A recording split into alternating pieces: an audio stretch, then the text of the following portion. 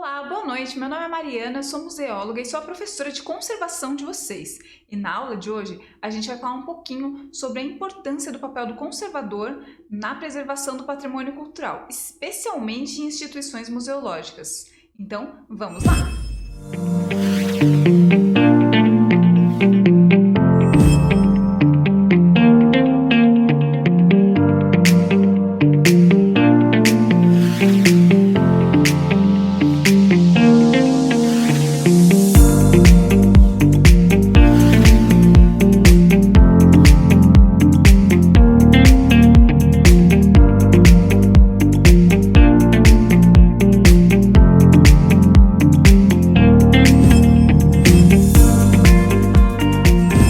Vocês estão vendo, então, que essa aula é a continuação direta das últimas aulas que a gente teve, porque a gente vai juntar tudo que a gente falou. O que é a conservação? Lembra? Quando eu expliquei sobre conservação curativa, sobre conservação preventiva e sobre o restauro, a gente vai pensar no patrimônio cultural material, especialmente no patrimônio móvel, né? Que nem a gente falou lá nas nossas primeiras aulas aqui do curso, e sobre coleções, que a gente falou na última aula. Por isso que era tão importante a gente ter aquelas aulas antes da gente chegar nesse momento. E por que a gente está fazendo essa aula agora? A gente precisa entender qual é o papel do conservador, afinal, nós estamos nas aulas de conservação durante esse processo de preservação do patrimônio cultural. Então nós temos as coleções.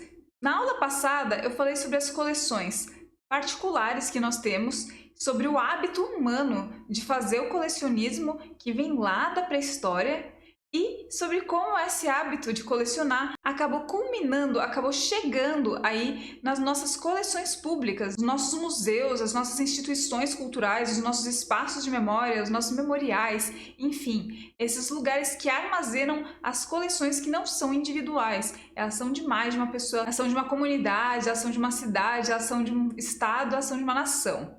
Enfim, e por que eu estou falando isso? Porque a gente comentou lá nas primeiras aulas, quando a gente falou sobre patrimônio, que existia o patrimônio móvel e o patrimônio imóvel. E o patrimônio imóvel eram, então, as edificações, os monumentos, as cidades, e que eles eram tombados. E a gente comentou também que tinha os patrimônios móveis, ou seja, os objetos. Eu cheguei a falar de acervos arqueológicos, de obras de arte, enfim, todos esses artefatos que fazem parte aí de um referencial cultural. E porque vocês lembram que o patrimônio tem essa interface entre o físico, o objeto em si, e o simbólico, aquilo que ele representa. A gente conversou bastante sobre isso no comecinho do curso. Então, quando surgem essas coleções públicas, os museus, os memoriais, as instituições culturais, elas passam a armazenar esses artefatos que têm essas características de serem bens culturais, serem patrimônios. E eles são, então, patrimonializados. Mas esse processo de patrimonialização, quando acontece em bens dentro de museus, né, dentro de instituições museológicas, recebe um outro nome, que vocês vão ver aqui em cima, é a musealização. A musealização nada mais é do que transformar um objeto cotidiano em um objeto de museu, em um objeto de coleção museológica, porque ele passa a ser um patrimônio da instituição museológica, do museu. E qual é o papel do conservador ao lidar com essas coleções? É fundamental, porque é a partir do trabalho do conservador que vai existir a chamada salvaguarda de acervos. E a salvaguarda, ela é um dos eixos principais dentro dos museus. A gente tem a comunicação, que vai pensar nas exposições, nas ações educativas. A gente tem a pesquisa, que vai ser a pesquisa do acervo sobre o histórico das peças, ou a pesquisa de público, por exemplo. E a gente tem a salvaguarda. A salvaguarda ela vai envolver todos os processos relacionados ao bem-estar dos objetos, pensando aí no prolongamento da vida deles. Algumas vezes vocês vão encontrar o termo salvaguarda ou preservação, algo nesse sentido, mas todas essas ideias elas vão abarcar essa mesma noção de fazer com que o objeto seja o mais bem tratado possível e dure o máximo possível. Porque, que nem a gente conversou, os objetos eles têm um ciclo de envelhecimento pessoal, então eles nascem como um objeto de uso cotidiano, depois eles transformam em um objeto musealizado, passando por esse processo, né? quando eles são doados para uma instituição museológica e essa instituição adquire eles e então faz a musealização através de todos os processos burocráticos institucionais e ele passa a ser um bem patrimonializado, ele passa a não pertencer a uma pessoa, mas a pertencer a uma coletividade e a não ser só um objeto cotidiano, a ser um objeto com características simbólicas pertencente a uma coleção, que nem tudo aquilo que a gente já conversou, e ele vai viver uma vida institucional e em algum momento ele vai ter o fim da vida dele como todos nós temos, ele vai morrer, ele vai deixar de existir. Isso acontece graças aos processos de degradação naturais, aos processos de envelhecimento. Acontece com a gente e acontece com os objetos também. Cada ano que passa, eles vão perdendo um pouquinho da vida deles. E a conservação está aí para fazer com que essa vida dure muito e da melhor forma. Ela vai tentar deixá-los confortáveis, vai cuidar de todas as situações que nem a gente comentou, pensando na conservação preventiva, pensando na conservação curativa e quem sabe até num restauro em último caso. Mas a ideia é fazer com que essa morte, esse fim dele, chegue daqui a muitos e muitos e muitos e muitos e muitos anos. Porque até lá a gente quer que ele continue dentro de uma coleção e consiga comunicar as suas informações através da exposição, de ações educativas, de pesquisa, de ações que façam com que as informações associadas a esse acervo cheguem ao público.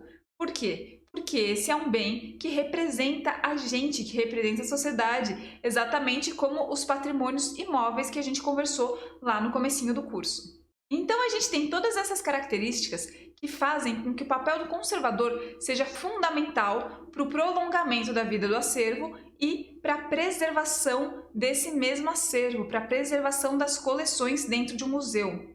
Assim, se a gente compreender a função do conservador para o prolongamento da vida institucional dos acervos, a gente vai compreender também o papel social dessa profissão, do conservador restaurador, porque ele passa a ser uma peça fundamental quando a gente pensa na criação de discursos dentro de uma instituição, quando a gente pensa na apropriação de temas, quando a gente pensa no papel social do próprio museu. Afinal de contas, como todos os nossos patrimônios, os museus têm um papel importantíssimo para a construção da nossa história. E isso pode ser usado de diversas formas e construindo aí diversas narrativas que podem beneficiar ou não determinadas pessoas. A gente costuma visitar museus que muitas vezes beneficiam ou beneficiaram apenas um ponto de vista da história, muitas vezes voltado à história oficial, às grandes personalidades e às classes privilegiadas economicamente.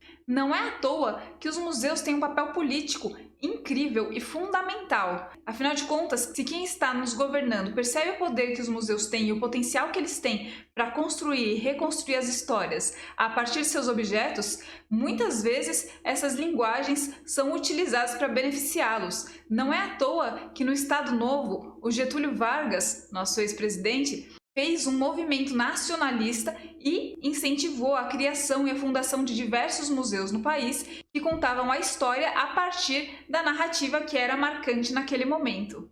Ou seja, se a gente tem objetos bem acondicionados, bem salvaguardados, bem protegidos, se o conservador está fazendo o papel dele, ele pode preservar a história que pode ser contada de diversas formas. Eu dei um exemplo falando que um museu pode ter um discurso que privilegia a elite e que o discurso foi ali utilizado de forma bastante política durante o Estado Novo, mas a gente pode pensar nisso também para um momento atual e a gente pode utilizar essa voz que os museus têm e que seus objetos têm para contar as histórias que a gente queira, dando lugar de fala para minorias, conseguindo trazer novos pontos de vista para a história, possibilitando discursos polissêmicos, ou seja, com vários significados, com várias interpretações. Enfim, o potencial é enorme e somente será possível se o museu tiver o que comunicar dentro dele, se o museu tiver o que expor, se o museu tiver o que alicerçar uma pesquisa.